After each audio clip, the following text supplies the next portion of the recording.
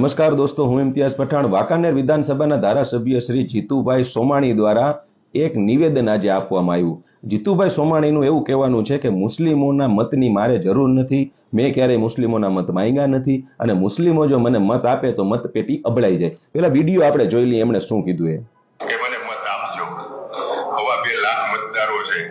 હું નરેન્દ્રભાઈ અને અમિતભાઈ શાહનો હનુમાન છું, તો એ મત ન માગી શકતા હોય. ભાઈ બંગાળમાં એમ કે મારે મુસ્લિમના મત નથી જોતા. હું તો આ વસ્તુ તો હું 20 થી 25 વર્ષથી આ કહું છું કે ભાઈ મારે મુસ્લિમોના મત પેટીમાં આપી આ મત પેટીએ પડાવતા નહીં.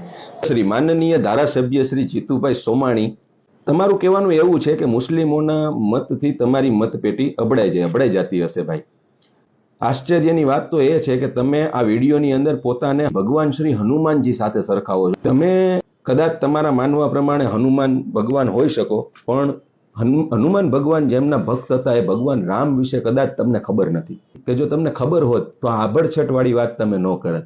રહી વાત બીજી કે તમારા જેવા લોકોને શું છે, આ બગાસું ખાતા પતાસું હાથમાં આવી ગયું છે. આ હિન્દુ અને મુસ્લિમની રાજનીતિ જે ચાલી ને થોડા વર્ષો પહેલા અને જે ચાલતી આવી, લોકોને તમે મૂર્ખ બનાવ્યા ને લોકો મૂર્ખ બનતા આવ્યા. ક્યાંય રોડ રસ્તાની કોઈ લાઇટ પાણીની વાત નહીં, અને જ્યારે પણ આવા ઇલેક્શન આવે એટલે આ પ્રકારની હિન્દુ અને મુસ્લિમની વાત કરી દેવાની, વિધર્મીની ને અધર્મની. આ જે કેફ છે એ કેફના કારણે તમારા જેવા લોકોને આજે એ પદ મળી ગયું છે, પણ એ પદની ગરિમાની તમને ખબર નથી. કારણ કે જો ખબર હોય તો જે પદ ઉપર તમે છો એમાં જે તમે દર મહિને પગાર લ્યો છો, જે ગ્રાન્ટો લ્યો છો અને એ ફાળવો છો, એ બધું પ્રજાના ટેક્સના પૈસામાં છે. અને એ ટેક્સના પૈસા હિન્દુ ટેક્સ અને મુસ્લિમ ટેક્સ, શીખ ટેક્સ અને ઈસાઈ ટેક્સ એમ નથી આવતો. એ હિન્દુ મુસ્લિમ શીખ ઈસાઈ સૌના પૈસાનો ટેક્સ છે, જેનો તમે પગાર લ્યો છો મિસ્ટર સોમાણી.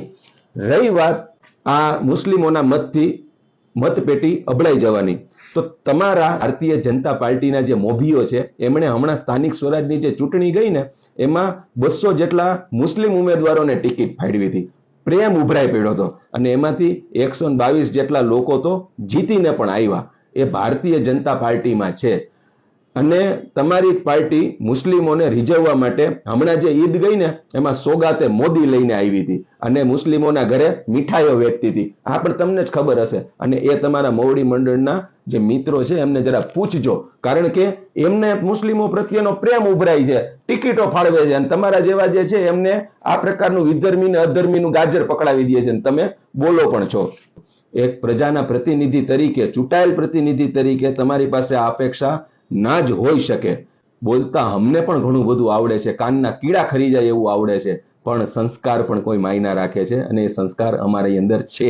એટલે વાંકાનેર વિધાનસભાના મારા હિન્દુ ભાઈઓને મારી વિનંતી છે કે પોતાની જાતને ભગવાન શ્રી હનુમાનજી સાથે સરખાવનાર આ તમારા નેતાશ્રીને યાદ કરાવજો કે બોલવામાં ભાન રાખે, જે બોલે તે માપમાં રહીને બોલે. કારણ કે જો એ રાજનીતિ માટે કરીને પોતાને જો હનુમાનજી ગણી લેતા હોય તો આ બહુ દુઃખની વાત છે.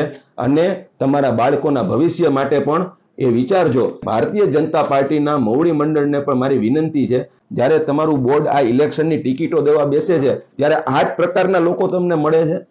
ભારતીય જનતા પાર્ટીને આજે લોકો સ્વીકારે છે, પણ આ પ્રકાર આ ગોબર ભક્તિનું જે ગાજર લઈ અને મનમાં આવે એ પ્રકારના જે સ્ટેટમેન્ટો આપે છે, આનાથી 18 વરણ જે આપણા ગુજરાતની અંદર હળીમળીને રહે છે, એકતા ભાઈચારાથી રહે છે, એને ક્યાંક ને ક્યાંક પલીતો ચાપનારી આ બાબતો છે. અને આ અધર્મી અને વિધર્મીની રાજનીતિ હવે જૂની થઈ ગઈ છે. આજનો મતદાર જાગૃત છે, શિક્ષિત છે. ક્યાંક એવું ન થાય કે આ 182 માંથી જે બહુમતી જે આવે છે એ બહુમતી ક્યાંક બહુ પાછળ ન વહી જાય. આ જ વાત સાથે આપના ભાઈનું સલામ.